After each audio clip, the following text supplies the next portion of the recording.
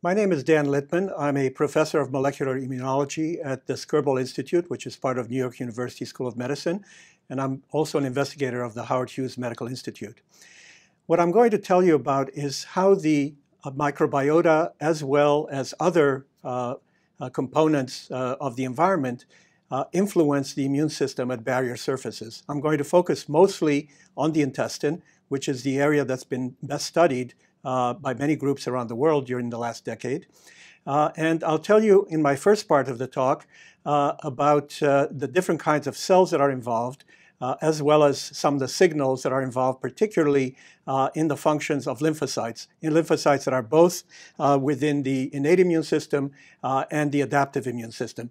The adaptive immune system consists of B lymphocytes and T lymphocytes that differentiate from common lymphoid progenitors. And these are adaptive because they have rearranging genes that give rise to T cell receptors or antibody receptors on the surface of these cells, so that each cell has a clonally restricted type of receptor. The innate cells, lymphoid cells, also differentiate from common lymphoid progenitor, but they have fixed receptors and they are basically hardwired to respond to various cues that are presented to them, be they cytokines or be they some type of danger antigens that are presented to them. So I'll start out talking about the T cells. In the second part of this presentation, I will tell you a little bit about some of the innate lymphoid cells.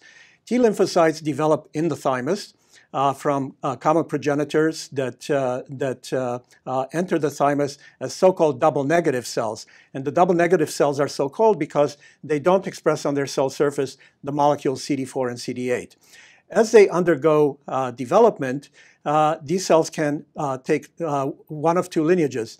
One lineage is to become gamma delta T cells, meaning they have receptors encoded by the gamma and delta genes, or they become alpha beta T cells. The alpha beta T cells typically express both CD4 and CD8 on the surface as they become double positive cells. And these cells develop if they have appropriately rearranged receptor genes that give rise to the protein on the surface, a heterodimer of the alpha and beta chains. The vast majority of these cells undergo cell death, because for a cell to develop in the thymus, it needs to have a receptor that interacts with self-MHC proteins, major histocompatibility complex proteins, that have peptides presented to the T cell receptor. So since most of the cells do not have an appropriate receptor, they undergo cell death. A few of the cells also have receptors that interact with very high affinity with self-antigen, and these are potentially damaging cells that can lead to autoimmunity, and those are also eliminated through a process called negative selection. And then the few cells that make it through this gauntlet undergo positive selection, and most of them become either CD4 positive cells or CD8 positive cells. The CD4 positive cells are those that are selected on MHC class II molecules, and they are typically helper cells. And I'll talk a great deal about this for the rest of my presentation. The CD8 positive cells are selected on MHC class I, and they mostly become cytotoxic or killer T cells. There's another type of CD4 cell that's also selected on MHC class II. Typically, these are cells that have a higher affinity receptor, and these cells upregulate the transcription factor FOXP3 and become regulatory T cells. So these are thymically derived regulatory T cells, which are essential to maintain tolerance in the periphery and prevent autoimmune activation of the other types of cells of the immune system. I'll tell you a little bit about another type of regulatory T cell that arises in the periphery, the so-called induced Treg cells, in a little bit in this presentation and a lot more in the second part of my talk. Once these cells develop in the thymus, they are exported into the periphery. And most of the classical alpha beta T cells, the CD4 cells and the CD8 cells, go to secondary lymphoid organs where they are naive T cells awaiting to be activated by immune signals, potentially from invading microorganisms and following activation of innate immunity. But there are also cells, such as the gamma delta T cells, as well as some subsets of alpha beta T cells that go directly to peripheral organs, into skin, the epithelium in the intestine, as well as the lamina propria in the intestine, as well as the female reproductive tract or the lung. These are cells that are very much like innate lymphoid cells in that they can often be activated very quickly to deliver the cytokine load that they have. But the more conventional cells from the lymphoid organs, once they are activated by antigen in those organs, can migrate out to the very same sites in the periphery into these different tissues. And once these cells migrate to the different tissues, they can stay there and continue to replenish themselves. And these become tissue-resident memory T cells. And they consist not only of the T lymphocytes that I just mentioned, but also of innate lymphoid cells that I'll tell you more about, and also macrophages in particular. There are different populations of macrophages, some of which arise very early during fetal development, that establish themselves into tissues and then reside in those tissues for the life of the organism, continuing to replenish themselves. So these are to be distinguished from the other types of cells that are circulating between the blood and the lymph and the secondary lymphoid organs. That is a distinction that one should keep in mind. So these are many different tissues that now harbor these tissue-resident cells. An example is shown here from work of Daniel Musida, in which he described T lymphocytes that establish themselves in the epithelium of the intestine, in this case the small intestine, and you can see the tracings of these cells as they traffic through the epithelium. They basically undergo a flossing-like movement in which they are detecting potentially harmful pathogens as well as any kind of damage to the tissue, and then make the cytokines and growth factors to repair the tissues or rid the organism of the potential pathogen. I'm going to focus mostly on the CD4 positive T cells, and most of these cells are helper T cells because they help the cytotoxic T cells to undergo their functions. They also help B lymphocytes to make antibodies. But about 30 years ago, Tim Mossman and Bob Kaufman at the DNEX Institute at that time first described different properties of CD4 positive T cells in that they could make different types of cytokines. What they found was one subset of cells made the cytokine interferon gamma, and they and others then found that these cells are critical for killing a variety of intracellular microbes. Bacteria, viruses, protozoa are controlled by these T helper 1 cells.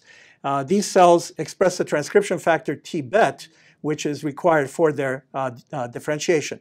The other cell type that they identified secreted interleukin-4 and interleukin-5, and later was shown that they also make IL-13. And these are critical for controlling infection with helminths or parasitic worms. On the other hand, these cells are also very important in allergy and in asthma and need to be controlled. The Th1 cells were initially thought to be the key cells involved in autoimmune disease, but about a decade ago, a third type of differentiated T cell was described called the Th17 cell. And these cells are so called because they make the cytokines interleukin-17A and interleukin-17F. They also make interleukin-22. And it was found that these are actually the cells that are most often involved in autoimmune inflammation. These are cells that are normally needed to kill extracellular bacteria and fungi at mucosal surfaces. They're very important for repairing damage to mucosal tissues.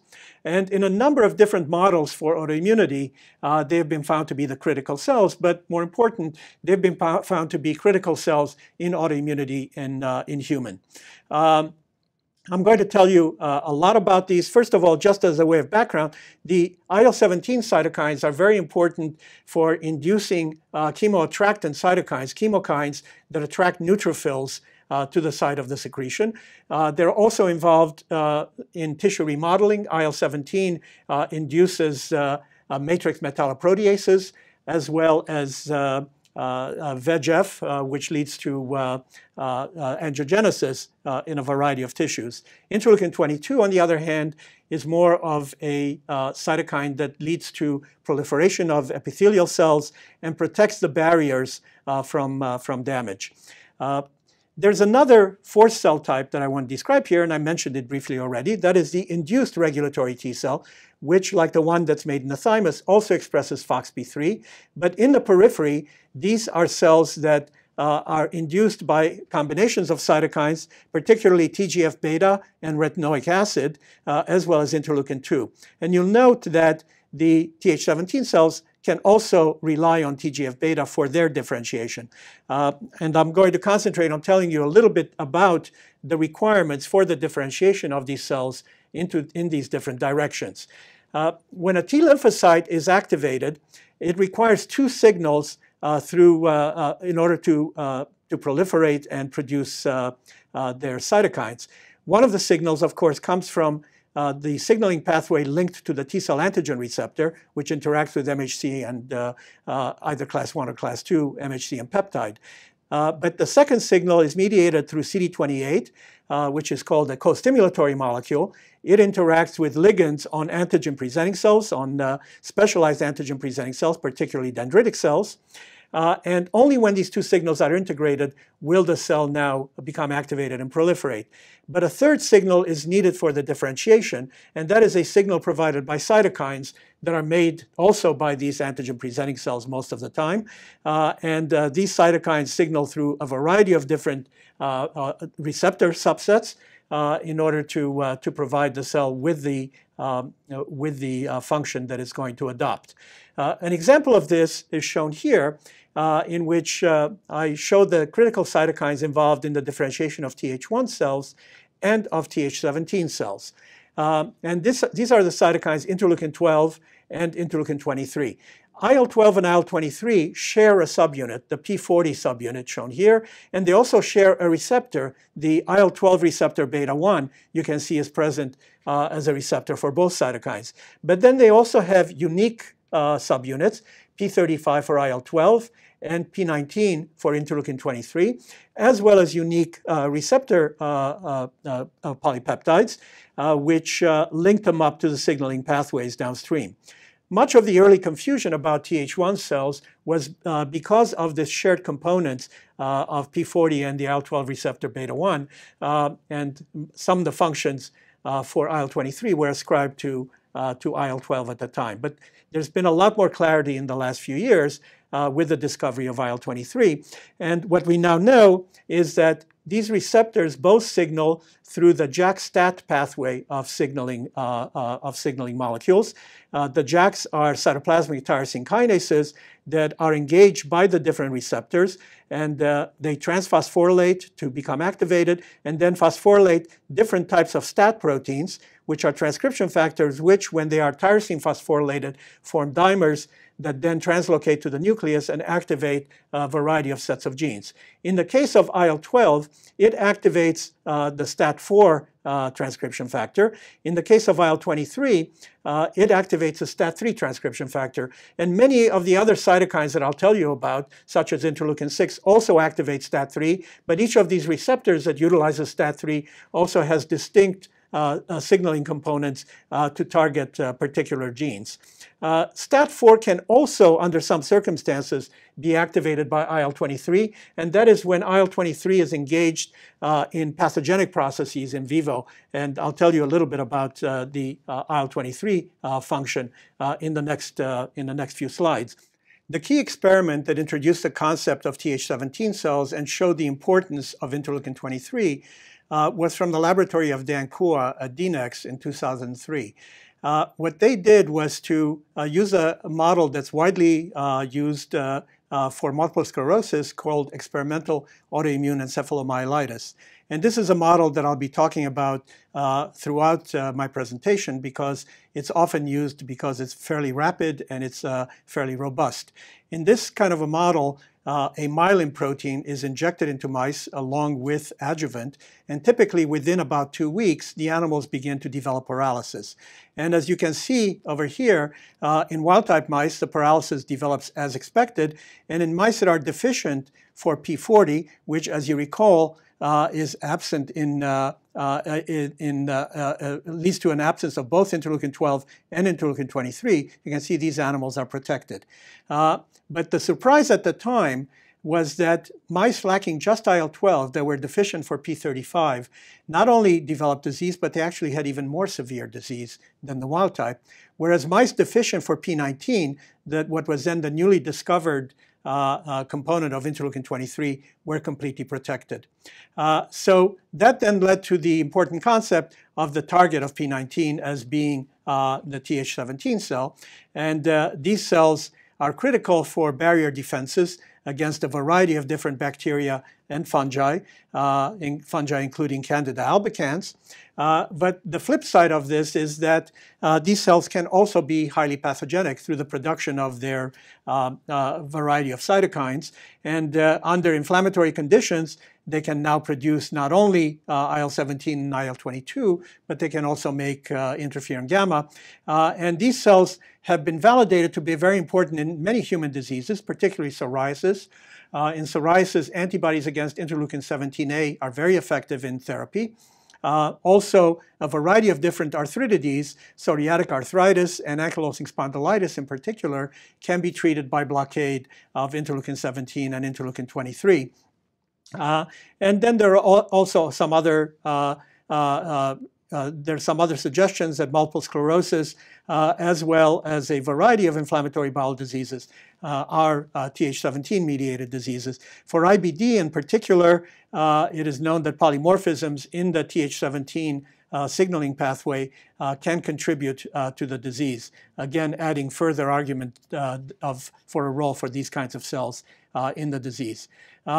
There's also some evidence from animal models that Th17 cells in the mother can influence the development of the fetal brain if they are expressed in very high levels and can cross the placenta. This is only an animal model that has been looked at, but I will discuss this in the second part of my presentation. At the center of the Th17 differentiation process is the transcription factor ROR gamma T. And ROR gamma T is encoded by this locus, RORC, in which two different isoforms can be transcribed depending on the promoter that's used. And the longer form is expressed quite broadly, and it's expressed in a circadian manner. But the shorter form is ROR gamma T is expressed exclusively in lymphoid lineage cells. These include the cells that develop in the thymus, the double positive thymocytes that require ROR gamma T for their survival, as well as lymph nodes and Peyer's patches, secondary lymphoid organs that develop in the fetus and that require the lymphoid tissue inducer cells that are dependent on ROR gamma T. In this slide, I show a crystal structure of ROR gamma T of the ligand binding domain, which regulates its function. So this is a nuclear receptor, very similar to estrogen receptor and glucocorticoid receptor, and it is thought that it's regulated by ligand, but the precise ligand has yet to be defined. What we know is that molecules in the cholesterol biosynthetic pathway are very effective at regulating ROR gamma T function, but we don't yet have strong genetic data to tell us which of these intermediates are important in vivo, and in particular in the differentiation of the different cell types, whether there may be different ligands that are involved. Now, beyond the function and development, the transcription factor, of course, is required for Th17 cell differentiation. It's also playing a role in the differentiation of the induced regulatory T cells found in the intestine, in particular in response to microbiota. And I'll talk more about that in the second part of my presentation. Also, there are gamma delta T cells that are specialized to make IL-17, and that's also dependent on ROR gamma T. And then there are the innate lymphoid cells, and these include the lymphoid tissue inducer cells, both those that are involved early in the fetus in lymphoid development, but also those that develop postnatally and that are involved in some of the tertiary lymphoid tissues. I'll talk a bit more about the type 3 innate lymphoid cells a little bit later. But I want to come back to the Th17 cells. This experiment that we did a bit more than a decade ago showed the importance of ROR gamma T in the EAE model. So you can see here that animals deficient for expression of ROR gamma and ROR gamma T are highly protected from EAE. And you can see that they have very few IL-17 producing cells shown by the FACS analysis over here. These are cells in the central nervous system. On the other hand, in the wild-type mice, you see not only that there are IL-17 producing cells, but also cells that make both interferon gamma and interleukin-17. And it turns out these are very important cells because they are those cells that are found in pathological situations in which there is tissue destruction and autoimmunity. I will discuss two pieces of evidence that suggest a critical role for interleukin-23 in the generation of these cells that produce both interferon gamma and interleukin-17. One of the experiments is from an in vitro model for EAE, in which it is possible to differentiate cells into Th17 in vitro. And if these cells are specific for a myelin protein, then they can be injected into mice, and within 2 weeks, the animals get EAE. So people typically use transgenic mice in which the transgene for the T-cell receptor is for a T-cell receptor that recognizes a myelin protein.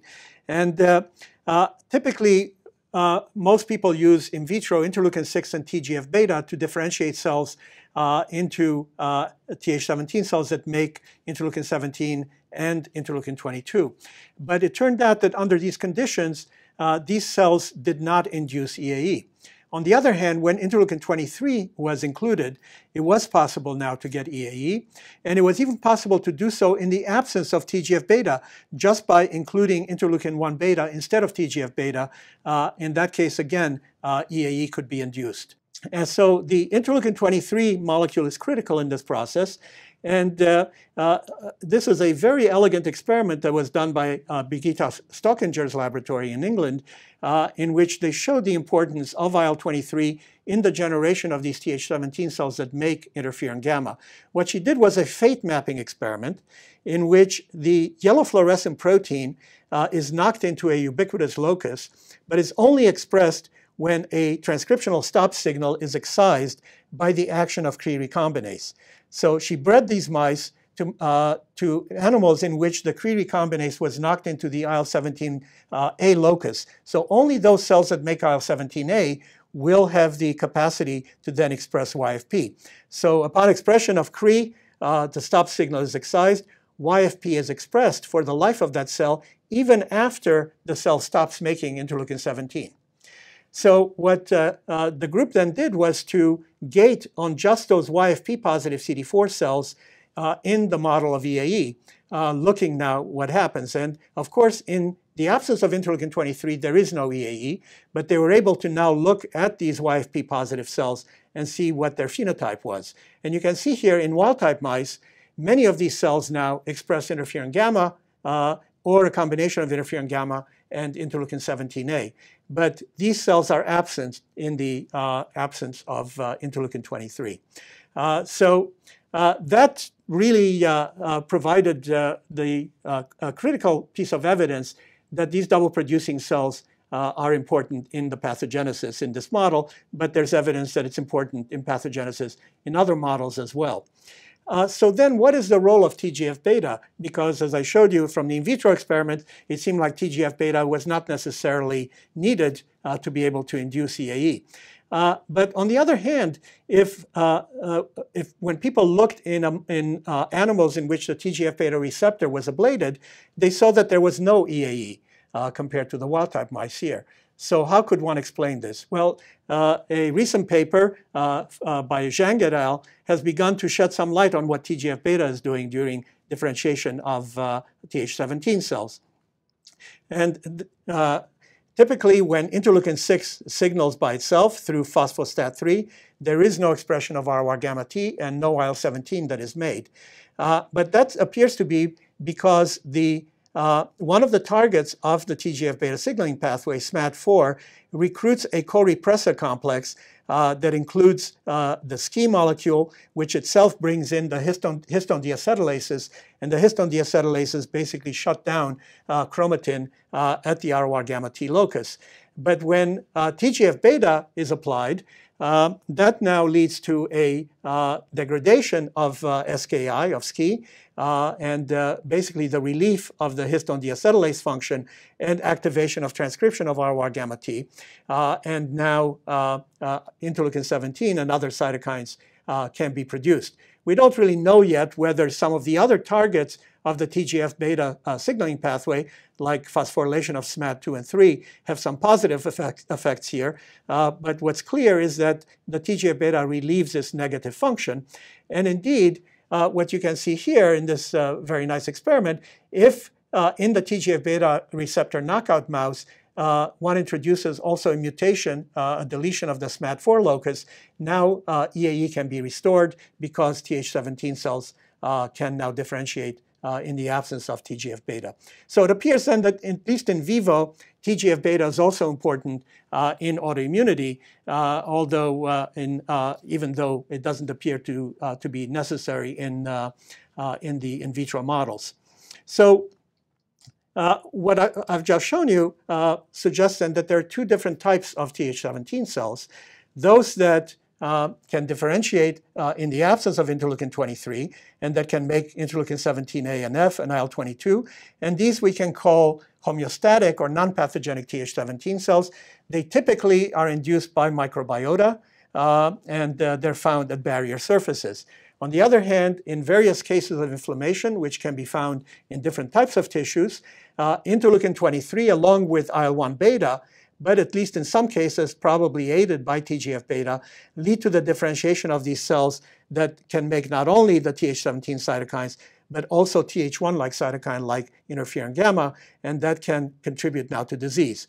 These kinds of pathogenic Th17 cells have also been called Th1 star cells in human, and I'll summarize for you what we currently know about these Th17 cells, be they non-pathogenic or pathogenic. So the homeostatic cells are typically induced by the commensal microbiota and protect the mucosal barriers, and they produce not only IL-17A and F and IL-22, but also interleukin 10, which is an anti-inflammatory cytokine. But the pathogenic Th17 cells are induced by selected microbial pathogens or what we call pathobionts, which can live in our bodies under normal circumstances without causing disease, but then can be stimulated to cause disease in some circumstances. They participate in the autoimmune diseases dependent on interleukin 23. And in addition to the Th17 cytokines, they make these other cytokines, particularly interferon gamma. And the human equivalent was described by Federica Salusto.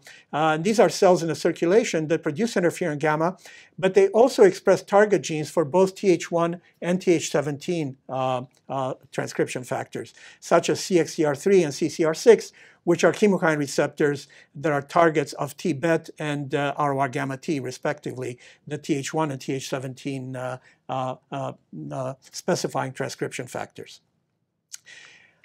So there are many mutations that have been now described in humans that give us some clues about the Th17 pathways. There are individuals who have chronic cutaneous candidiasis, and oftentimes there are mutations in interleukin 17 receptor, as well as the signaling components that have been identified. And then there are a few patients that have been described who have disseminated mycobacterial infections after immunization with BCG, which is used as a vaccine for tuberculosis. And it was found that ROR gamma T mutations can account for this, in which there's loss of both the Th1 star cells and Th17 cells, even though there's no effect on Th1 cells that can serve an antiviral function.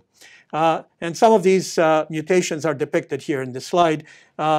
The STAT3 mutations, both gain of function and loss of function, have been described, and also a gain of function mutation in STAT1, which blocks the differentiation of Th17 cells while promoting Th1 cell differentiation. Those kinds of mutations can also account for some of the cases of candidiasis.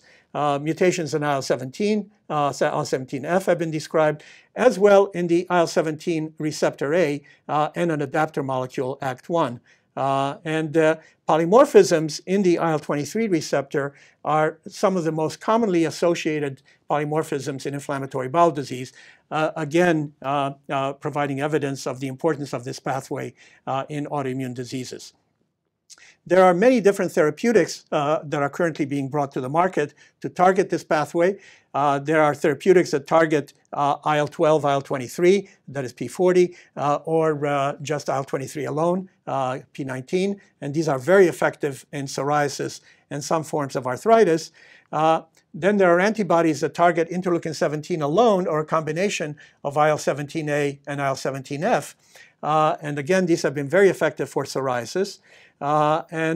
Finally, there are antibodies that target IL-17 receptor A. Now, these are a little bit more complicated because IL-17RA is shared by the IL-17A and F cytokines with other cytokines, IL-17E, which is also called IL-25, which is made by not only by type 2, which acts on type 2 innate lymphoid cells that I'll tell you about, and also IL-17C acts on the IL-17RE receptor, which is found primarily on epithelial cells. So one needs a word of caution here that we don't yet know that much about the biology of some of these other cytokines and receptors, and this particular molecule targets all of these.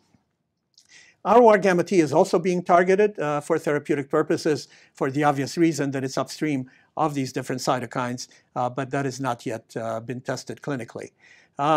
So ROR gamma T, when it is targeted, is going to affect not only the Th17 pathway, but also innate lymphoid cells.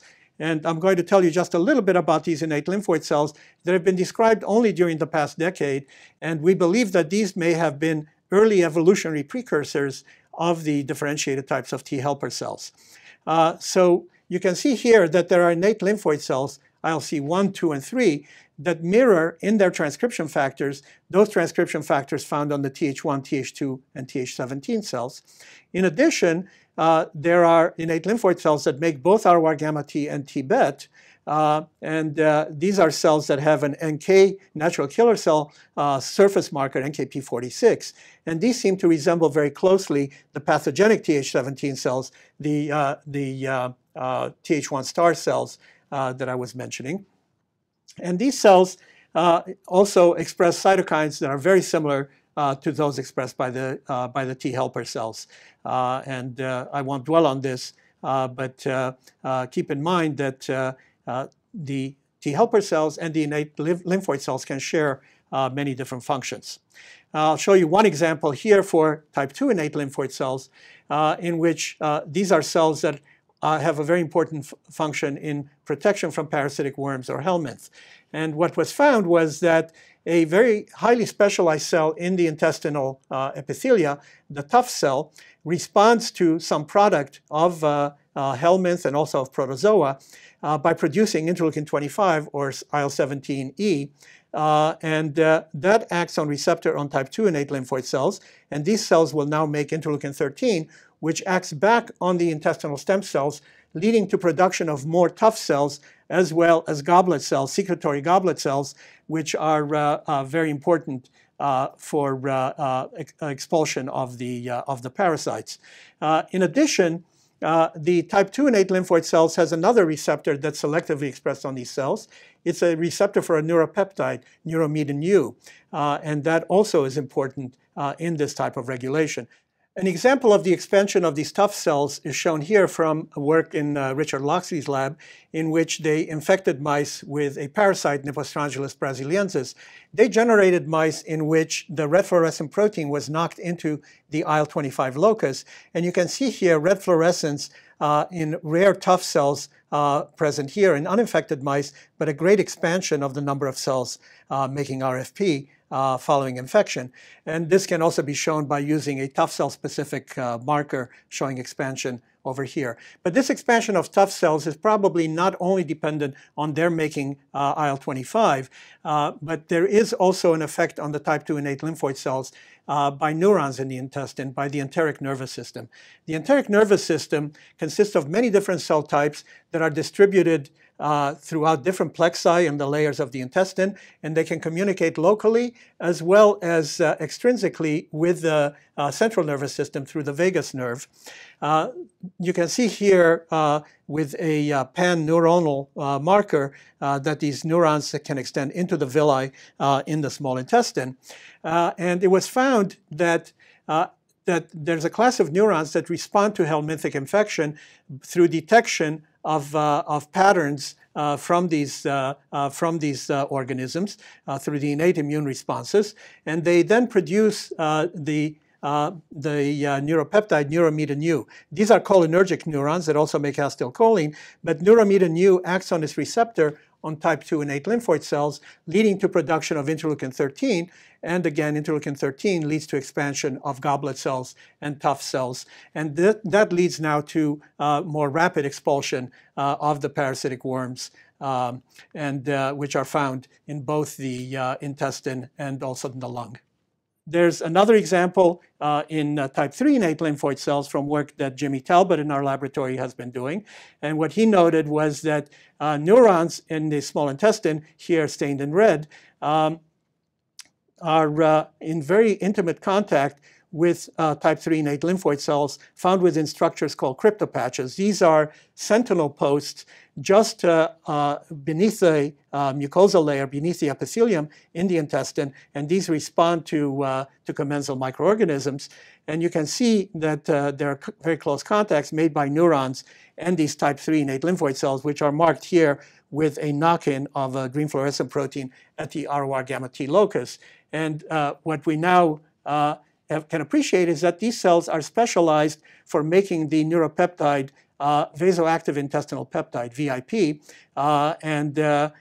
What VIP does is to act on receptors that are selectively expressed on type 3 innate lymphoid cells, inhibiting their production of cytokines, particularly of interleukin-22, so that we think that these are neurons that respond in a way to maintain homeostasis and prevent too much activation of this pathway, which can lead to hyperproliferation of the epithelium and potentially can lead to damaging consequences. So what I hope that I've shown you here is that the homeostasis at the mucosal barrier involves not only a couple of lymphoid cells, but also epithelial cells, various types of myeloid cells that make a variety of different cytokines, as well as enteric neurons whose relationship to each of these different cell types is only now beginning to be elucidated. So we are now in a very exciting period in which the various relationships between the different cell types can begin to be explored in much greater detail. So I will stop there and acknowledge those in our laboratory who contributed to what I showed you here. Teruyuki Sano did much of the work on the Th17 cell induction in the intestine. Jimmy Talbot worked on the VIP positive neurons in the gut. And Ivo Ivanov, who's now at Columbia University, did the very important work early on showing the relationship between ROR gamma T and Th17 cells.